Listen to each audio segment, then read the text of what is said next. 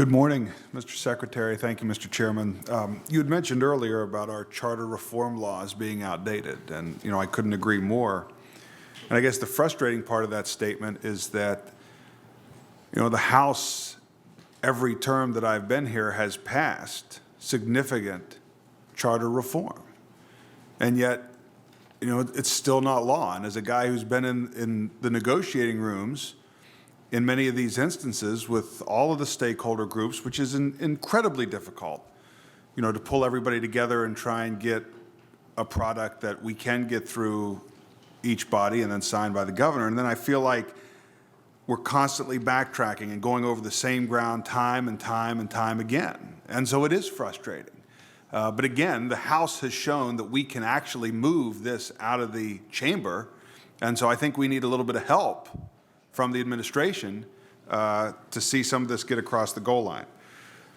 We've heard for many years now from education groups that charter schools have over-identify or falsely identify special education students, maybe to up their funding. But I think the department is responsible for monitoring that. Is that correct for special education, the identification process?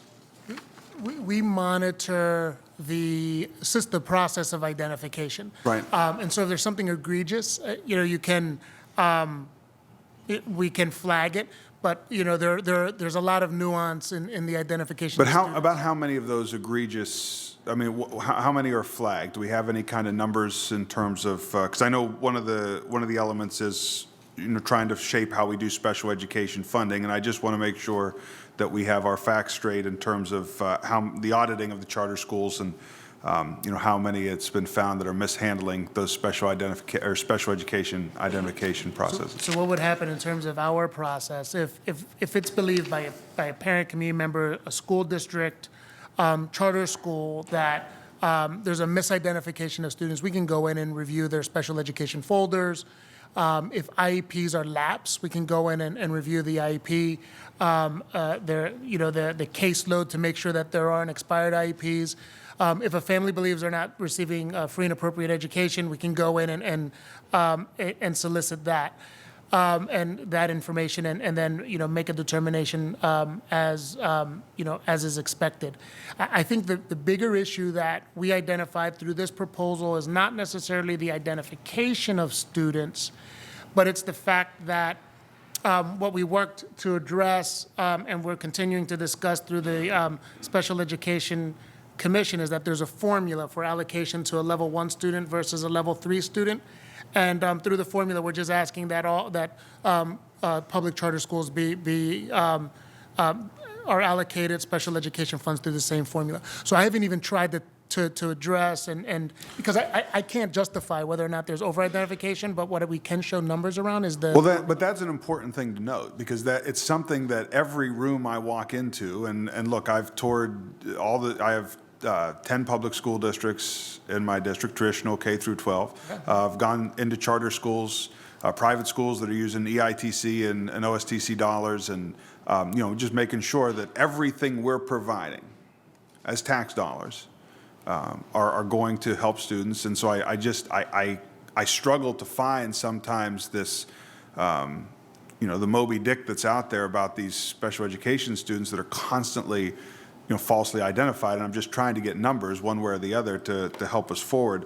You had said in response to the gentleman from Allentown's question, you had talked about public charters are still public schools.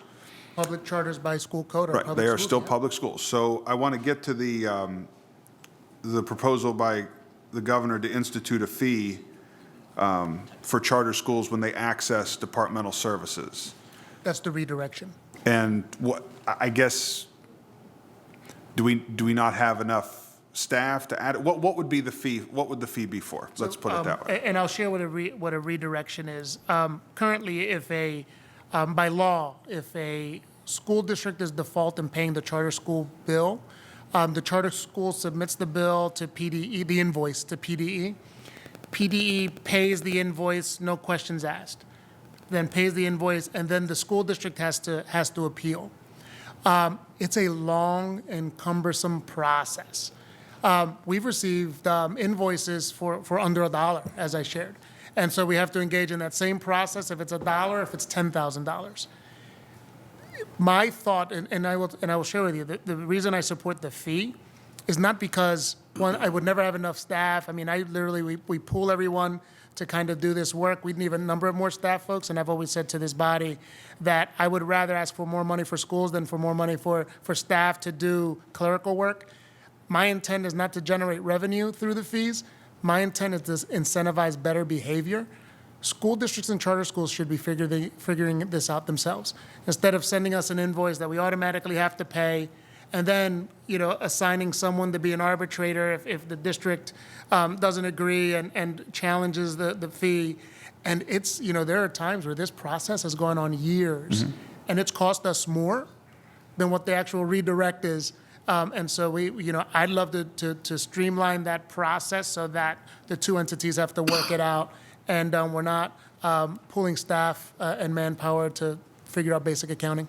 And I think part of that cooperation will come together when we stop as policymakers and people who have the bully pulpit, stop pitting our educational opportunities against one another.